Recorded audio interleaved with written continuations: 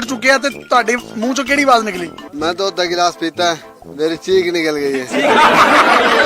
ਇਹਨਾਂ ਨੇ ਕੋਈ ਘੁੰਡ ਚੁੱਕਣ ਤੋਂ ਬਾਅਦ ਕੋਈ ਤੁਹਾਡੇ ਨਾਲ ਕੋਈ ਨਹੀਂ ਅੱਜ ਦੇ ਦਿਨ ਤੱਕ ਇਹਨਾਂ ਨੇ ਮੇਰੇ ਸਾਥ ਕੋਈ ਬਦਤਮੀਜ਼ੀ ਨਹੀਂ ਕੀਤੀ, ਕੋਈ ਜ਼ਾਤ ਨਹੀਂ ਕੀਤੀ। ਜਿੱਦਾਂ ਮੈਂ ਘਰੋਂ ਆਈ ਹਾਂ ਕਿਸੇ ਕਿਸਮ ਦਾ ਕੋਈ ਯਮਨ ਕੀ ਟੀਟਾ ਦਵੜਦੂਸ ਕੁਝ ਨਹੀਂ ਹੋਇਆ? ਨਾ ਘਰਦਿਆਂ ਨੇ ਨਾ ਸ਼ਹਿਦ ਨੇ, ਕੋਈ ਨਹੀਂ। ਮੈਂ ਬੇਟਾ ਸਮਝਣੀ ਆ 20 साल दी बुढ़ी वापस करो, 20 साल दी बुढ़ी वापस करो, 20 साल दी बुढ़ी वापस करो।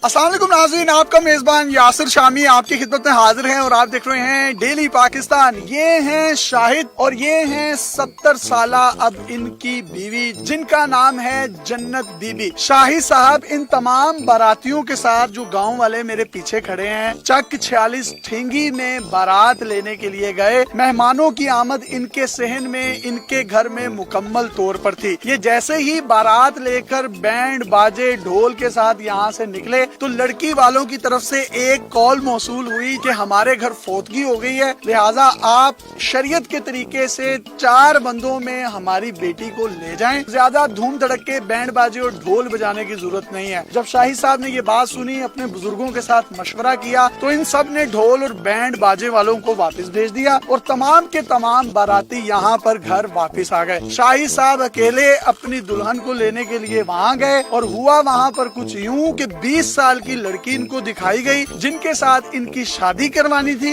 लेकिन एक जुल्फकार अराई नामी शख्स जिसने फ्रॉड किया और फ्रॉड की बुनियाद पर जो लड़की इनके हाथ में थमाई गई, जिनके साथ निकाह करवाया गया, वो जन्नत बीबी थी। ये दोनों गाड़ी में बैठकर अपने घर आ गए। इन दोनों को चाय पिलाई गई। इनका कहना ये है कि चाय में कुछ नशावर चीजें थी, जिसके बाद हमें नहीं पता चला कि हुआ क्या है। ये आए घर में 2-3 घंटे स्टे किया। उसके बाद शाहिद साहब ने दूध का गरम गिलास पिया और जब भाभी के पास गए घूंघट उठाया तो इनका तरा निकल गया।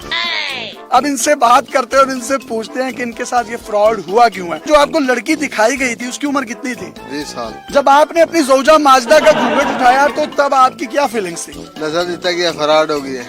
नशा दिता गया था, फ्रॉड हो गया। जो घूंघट चुके थे ਤੁਹਾਡੇ ਮੂੰਹ ਚੋਂ ਕਿਹੜੀ ਆਵਾਜ਼ ਨਿਕਲੀ? मैं तो अद्धा गिलास पीता है, मेरी चीख निकल गई है। 20 साल दी बुढ़ी वापस करो, 20 साल दी बुढ़ी वापस करो, 20 साल दी बुढ़ी वापस करो। चीखा निकलियां क्यों? अमन वेख से अम्मा जी ने वे के निकलियां। अम्मा जी का नाम जन्नत बीबी है और इनको दुनिया में जन्नत मिल गई और जन्नत इनके पैरों के नीचे है। उसके बाद आपने इनको कुछ टच टुच भी किया था? नहीं। क्यों? माँ माँ एक वो होती है माँ जिसको कहते हैं केड़ी माँ न लगा है, वो छोटी माँ बड़ी माँ, ये कौन सी वाली माँ है? बड़ी उम्र दूध पिलाई मुंह विखाई एलियां चीजा नहीं हुई? नहीं हुई। तानू उपटन लगा? नहीं। चूना लग गया। माँ जी मैनू तुसी दसो ਤੁਹਾਡੇ ਨਾਲ ਫਰਾਡ ਹੋਇਆ, ਤੁਹਾਨੂੰ ਉਹਨਾਂ ਨੇ 20 ਸਾਲ ਦੀ ਕੁੜੀ ਬਣਾ ਕੇ ਤੇ ਪੇਸ਼ ਕਰਤਾ ਇਹਨਾਂ ਦੇ ਅੱਗੇ, ਤੇ ਤੁਹਾਨੂੰ ਵੀ ਨਹੀਂ ਪਤਾ ਚੱਲਿਆ? ਨਹੀਂ ਜੀ, ਮੈਨੂੰ ਵੀ ਨਹੀਂ ਪਤਾ ਚੱਲਿਆ। ਨਾਜ਼ੀਆ ਵੀ 20 ਸਾਲ ਦੀ ਲੜਕੀ ਸੀ, ਉਹਨੇ ਦਿਖਾ ਕੇ ਨਿਕਾਹ ਕਰਕੇ ਇਹਨਾਂ ਨਾਲ ਚੱਕਰਬਾਜ਼ੀ ਕਰਾ ਕੇ ਮੈਨੂੰ ਉਸਨੇ ਬਿਠਾ ਦਿੱਤਾ। ਤੁਹਾਡਾ ਨਾਮ ਕੀ ਲਿਖਾਇਆ ਗਿਆ ਨਿਕਾਹ ਤੇ? ਜੰਨਤ ਬੀਬੀ। ਸ਼ਾਦੀ ਤੋਂ ਬਾਅਦ ਤੁਸੀਂ ਹੁਣ ਇੱਥੇ ਹੀ ਰਹਿੰਦੇ ਪਏ ਹੋ ਤੇ ਤੁਹਾਡਾ ਕੀ ਮੁਤਾਲਬਾ ਹੈ? ਮੇਰਾ ਮੁਤਾਲਬਾ ਇਹ ਵੀ ਜਿਹੜਾ ਉਹਨਾਂ ਨੇ 2,70,000 ਰੁਪਇਆ ਲਿਆ ਹੈ ਜ਼ੁਲਫਕਾਰ ਰਾਈ ਨੇ, ਉਹ ਇਹਨਾਂ ਦਾ ਦੇਵੇ ਤੇ ਮੈਂ ਆਪਣਾ ਵਾਪਸ ਘਰ ਚਲੀ। ਜਦੋਂ ਵਿਆਹ ਹੋਇਆ ਸੀ ਕੋਈ ਮਹਿੰਦੀ ਸ਼ਹਿੰਦੀ ਵੀ ਹੱਥਾਂ ਦੇ ਲਾਈ, ਕੋਈ ਸੋਨਾ ਸ਼ੋਨਾ ਵੀ ਪਵਾਇਆ ਤੁਹਾਨੂੰ? ਨਹੀਂ, ਕੋਈ ਸ਼ੈ ਨਹੀਂ, ਨਾ ਮਹਿੰਦੀ ਨਾ ਸਿਉਨਾ, ਕੁਛ ਵੀ ਨਹੀਂ। ਇਹਨਾਂ ਨੇ ਕੋਈ ਘੁੰਡ ਚੁੱਕਣ ਤੋਂ ਬਾਅਦ ਕੋਈ ਤੁਹਾਡੇ ਨਾਲ ਕੋਈ ਨਹੀਂ ਅੱਜ ਦੇ ਦਿਨ ਤੱਕ ਇਹਨਾਂ ਨੇ ਮੇਰੇ ਸਾਥ ਕੋਈ ਬਦਤਮੀਜ਼ੀ ਨਹੀਂ ਕੀਤੀ, ਕੋਈ ਜ਼ਾਤ ਨਹੀਂ ਕੀਤੀ। ਜਿੱਦਾਂ ਮੈਂ ਘਰੋਂ ਆਈ ਹਾਂ ਕਿਸੇ ਕਿਸਮ ਦਾ ਕੋਈ ਯਮਨ ਕੀ ਟੀਟਾ ਦਵੜਦੂਸ ਕੁਝ ਨਹੀਂ ਹੋਇਆ? ਨਾ ਘਰਦਿਆਂ ਨੇ ਨਾ ਸ਼ਹਿਦ ਨੇ, ਕੋਈ ਨਹੀਂ। ਮੈਂ ਬੇਟਾ ਸਮਝਣੀ ਆ ਉਹ ਤੁਹਾਨੂੰ ਮਾਂ ਸਮਝਦਾ? ਹਾਂਜੀ, ਉਹ ਮਾਂ। ਲੇਕਿਨ ਤੁਸੀਂ ਤੇ ਇਹਦੇ ਨਿਕਾਹ ਚ ਤੁਸੀਂ ਤੇ ਇਹਨਾਂ ਦੀ ਬੀਵੀ ਹੋ। ਨਹੀਂ ਜੀ, ਮੈਂ ਇਹਦੇ ਨਿਕਾਹ ਚ ਨਹੀਂ, ਨਿਕਾਹ ਚ ਇਹਦੇ ਨਾਜ਼ੀਆ ਬੀਬੀ। ਤੁਹਾਡੀ ਇਹਦੇ ਤੋਂ ਪਹਿਲੇ ਵੀ ਕੋਈ ਸ਼ਾਦੀ ਹੋਈ ਹੈ? ਨਹੀਂ, ਕੋਈ ਨਹੀਂ ਸ਼ਾਦੀ ਹੋਈ। ਉਹ ਤਾਂ ਸਿਰਫ ਉਹਨਾਂ ਫਰਾਡ ਕੀਤਾ ਸੀ ਭਾਈ ਨਾਲ। ਤੇ ਵੈਸੇ ਤੁਹਾਡੇ ਕੋਲ ਬੱਚੇ ਬੁੱਚੇ ਹੈਗੇ ਨੇ? ਹਾਂ, ਮੁੰਡੇ ਮੇਰੇ ਹੈਗੇ ਨੇ। ਮੈਂ ਇਹਨਾਂ ਕੋਲ ਇਹਨਾਂ ਦਾ ਕੰਮ ਕੁਮ ਕਰਦੀ, ਇਹਨਾਂ ਕੋਲ ਹੀ ਰਹਿੰਦੀ। ਉਮਰ ਕਿੰਨੀ ਤੁਹਾਡੀ? 70 ਸਾਲ। ਸ਼ਾਇਦ ਭਾਈ ਤੁਹਾਡੀ ਉਮਰ ਕਿੰਨੀ ਹੈ? 20 ਸਾਲ। ਜਿਹੜੀ ਤੁਸੀਂ ਕੁੜੀ ਵੇਖੀ ਸੀ ਉਹ ਇਹੀ ਸੀ ਜਾਂ ਮਤਲਬ ਇਹ ਮੇਕਅਪ ਤੋਂ ਬਗੈਰ ਐਵੇਂ ਦੀ ਹੈ? ਉਹ ਦੂਸਰੀ ਹੈ। ਉਹ ਕੁੜੀ ਕਿੱਥੇ ਹੁਣ? ਉਹਨਾਂ ਕੋਲੋਂ। अगर वो आपको कहीं 20 साल वाली लड़की मिल गई तो आप क्या करेंगे? ला लेसू। क्या ले लेसू? लड़की। लड़की ले लेसू। ये कह रहे हैं अगर मुझे वो मिली तो मैं ले लेसू, लड़की ले लेसू। अगर आपका कोई हुकूमत से, इमरान खान साहब से कोई मुतालबा तो आप कर सकते हैं। 20 साल की लड़की दिखाई नहीं, या वो लड़की मिल जावे या पैसा मिल जावे। 20 साल की बुढ़ी वापस करो, 20 साल दी बुढ़ी 20 साल दी बुढ़ी।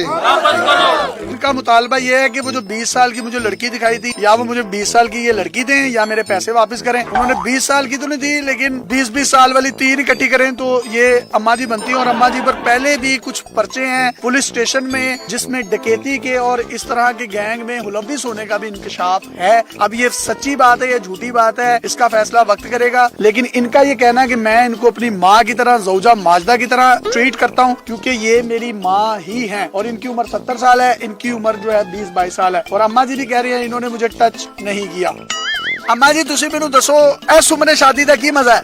कोई भी नहीं, धोखा है सारा सार धोखा है। अम्मा जी इस पिंड वाले भी कह रहे हैं तुसी इस गैंग च मुलव्वस हो, ते जे गैंग च मुलव्वस होए तो फिर ਤੁਹਾਨੂੰ सजा होनी चाहिए। ਹਾਂਜੀ ਹਾਂਜੀ ਹੋਣੀ ਚਾਹੀਦੀ। सच सच दस दो, तुसी गैंग च गए हो? नहीं जी मैं नहीं हैगी, बाकी जिवें पिंड वाले आखण मैनू उदा ही मंजूर है। ये इमाम मस्जिद है हक नवाज साहब, जो के बारात के बिल्कुल आगे आगे थे लड़की को ले जाने के लिए। इनसे भी बात करते हैं। अंकल ये जो हुआ है इस पर आपको हंसी आ रही है, दुख हो रहा है, या आप परेशान है? हंसी भी आ रही है, दुख भी हो रहा है, परेशान भी और रो भी रहे हैं। यहाँ पर कोई भी अगर ऐसा शख्स है जिसकी उम्र को 60 साल है, 70 साल है, अगर आपकी बीवी हयात नहीं है तो आप शादी कर लें।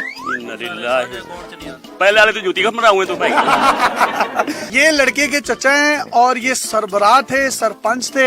इनसे भी बात करते हैं। उदो कुड़ी देखी नहीं जिदों और तोड़ दे बेसी बंदा जरा घुंड चुक के चाह ही कर लेता। नहीं सानू चाह चुप पिवाई ने साडे नाल माई चाह नहीं, चाह चाय चाय नहीं, चाह चाह चाह। ये इस इलाके के इमाम मस्जिद हैं, निकाह खां भी हैं, बच्चे और बच्चियों के निकाह भी करवाते हैं। ये कहते हैं कि ये मेरी माँ है और ये कहती हैं कि ये मेरे बच्चों की तरह है। लेकिन शरीयत कहती है कि ये दोनों मियाँ बीवी हैं क्योंकि इनका निकाह हो गया है। सर शरीयत में इस तरह के अहकामात क्या हैं? अगर फ्रॉड की बुनियाद पर कोई भी बंदा निकाह कर ले तो क्या वो निकाह होगा? निकाह नहीं होगा। इसकी रीजन? गवाह नहीं है। गवाह किसके नहीं है?